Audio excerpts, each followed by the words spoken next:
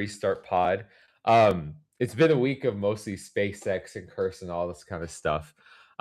We've had a fairly strange injection into the tech timeline that Josh and I think as people are fairly interestingly like aligned in talking about this sort of thing. Shashi, why don't you tell us what we just ran into? I ran into this. Well, you posted this, or Damon Hmm. posted a link to Midjourney starting a spa. And the Yep. first thing I thought was, I took a double take and thought, what is this timeline we're living in? Like, what is this incredible, strange, beautiful, bizarre timeline where Midjourney creates a spa? And my first take was like, have they lost the narrative? Are they going, you know, pivoting super hard from diffusion AI models to something totally different? And the more I've read about this, Lakshay, the more I think this is amazing, Yes. especially for the courage to be daring and creative. What's your take? Yeah, I mean, so the place I'll start is that like Midjourney in general has never been like an interesting company to me. Like, obviously, they're so one. The biggest thing about them that's always stood out is that they're bootstrapped, yet they are like a fan favorite AI company. So it's very very impressive. All for all things considered, like we're seeing like so much cash, so much compute, all these conversations about data centers they're around, and it's all this capital war games and whatever. But they have ultimately survived and persisted and been like in not maybe like the mainstream, like they're not like an A tier player, but they're maybe like a B tier player that anyone in AI knows about without having external funding. That's I impressive. didn't That's know they very, were very bootstrapped. they're fully That's really bootstrapped. cool. Yeah, not a single external investor. And so Wow. when I see this, like one, independent of who Midjourney is, I think this is awesome. I'm Yeah. so like very, very pro. Like I think there's this overall trend about like the sort of like med spa, like the sort of like luxury healthcare experience that this, even the way it's like marketed and presented, feels so like acceptably sci-fi, you know? And even within like the Twitter threads and commentary, like people are like, oh my God, it looks like those like things you have on spaceships that like cryo sleep people, and it looks awesome. In general, in tech, we've been very much without like technology that feels exciting to the average layperson. And something about this specific one has resonated with a lot of people in a way that just makes me excited while also being health oriented. I've loved that. Yeah, it's really cool. The video, not this video, but the other one where they start from the individual transducer and slowly zoom out. The music is beautiful. Yeah. The way they designed the video is like it's got a great art aesthetic that Yeah. underpins, feels like everything that Midjourney does has a kind of a beautiful art aesthetic. Yeah. I'll put that one up in the background too. That one has no audio either, but or it has audio, but I'll mute it. The I think in general, like my sort of like analysis on this, like my gut reaction to a lot of this is like technology, I think, should have this sort of presence. I mean, we're seeing health tech have a kick up, and spas are having this big pick up because of like peptide cultures, and there's almost this like luxury, like salon experience being attached to like how you get your GLPs and how you get your like DEXA scans. Like that's a emerging industry. Um, and for the most part, I found I was like kind of like tonally off. You know, it is still like peptides are still kind of this underground thing. They're kind of start like still this sort of like um not taboo, but maybe like not culturally Mm, resonant yet. Um, whereas this is like DEXA scans exist, MRIs mhm. exist. This has a place in a technology shape that is like, hey, this is an MRI scan without radiation. Again, we have yet to see FDA approvals and all that sort of stuff, so I'll put that asterisk there. But the goal is like you could get an MRI type scan as a part of like going and like going to your gym, getting a shower, like going sitting in the hot tub, and this might be like one part of like what you do in your locker room. And it's like Mm. a like marketed as a luxury grand experience that like healthcare and observability of your body becomes something that is just like implicit to like daily life. I think is directionally very correct. And Midjourney, by virtue of being fully bootstrapped and having complete control of their own destiny, basically just said like, yeah, we make AI stuff, but we also think that this should be part of the future, so we're gonna allocate some of our budget to it. And I'm just like, "Yes, that's tight. That's sick." Yeah, the vision of this, of being able to basically get one of these scans every month, keep track of your health at that, micro subatomic, literally subatomic level observation of your health. I mean, it could be so incredibly powerful if they can pull this off. It could be, I mean, it could be among the most valuable companies in the world if they can actually do this, because it changes fundamentally how you think about your health. Right now, we're very reactive. Our entire Yeah. healthcare system is reacting to something that has gone wrong, but we have a black box, meaning your body, in which most of the time it is unobserved. If you are a member of the Midjourney Spa and you get a monthly check at the subatomic level, well, your chances of catching something through their machine learning, I imagine, would be extremely high. And Yeah. catching something early is so much easier to deal with than catching something late.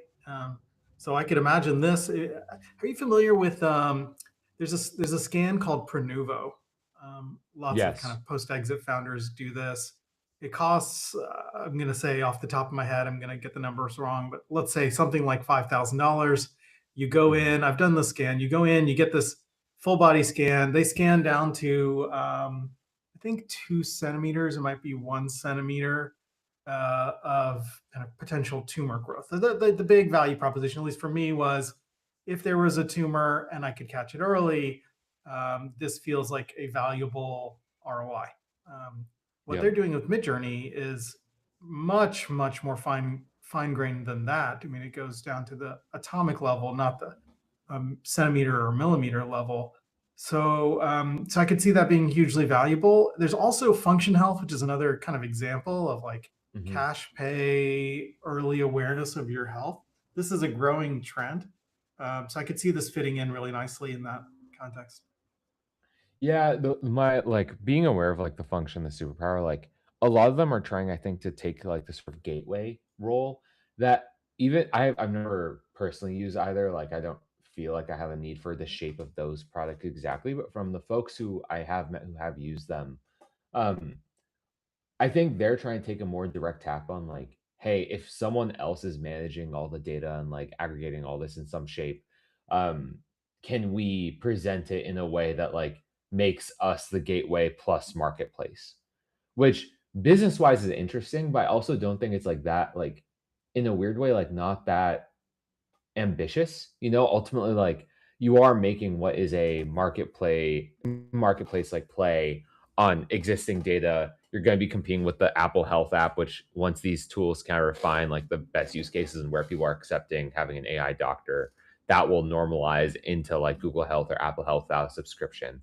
Um, Whereas this to me is like, this is like a good use of energy, because like ultimately, like data that we want to collect has to come from some novel sources. We need people coming up with new sensors.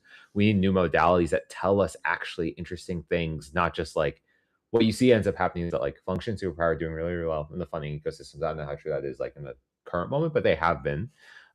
You'll see like founders wanting to take a stab at like health chat effectively.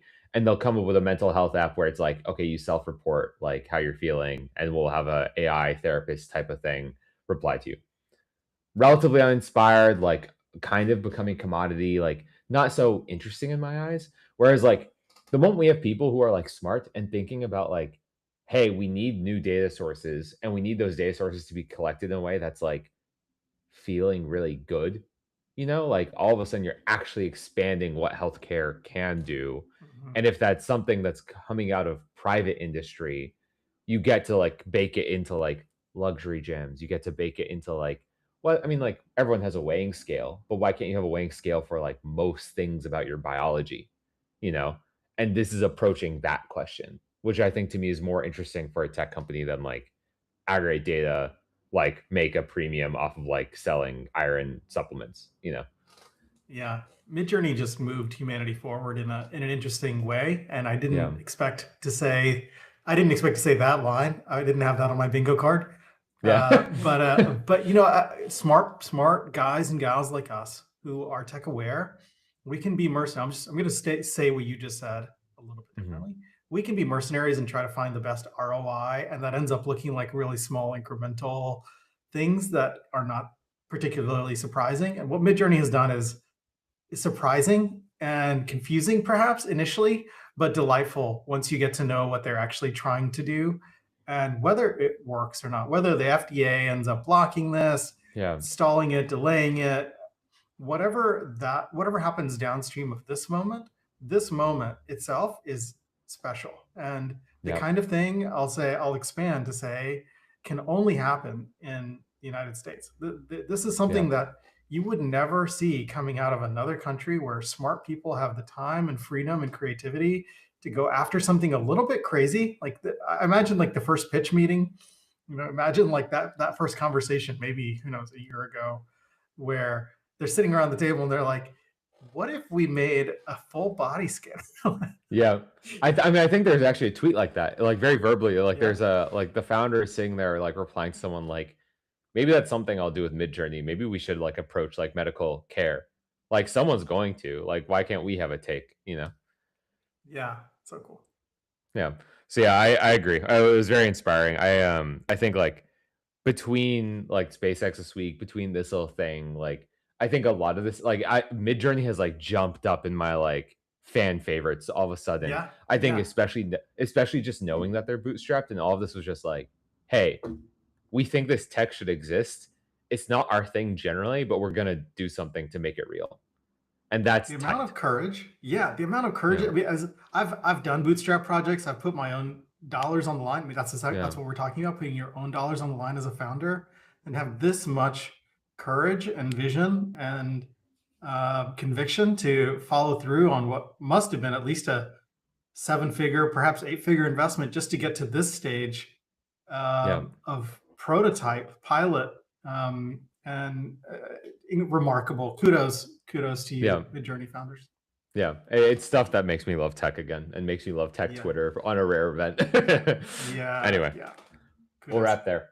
Yeah, we'll catch y'all tomorrow for whatever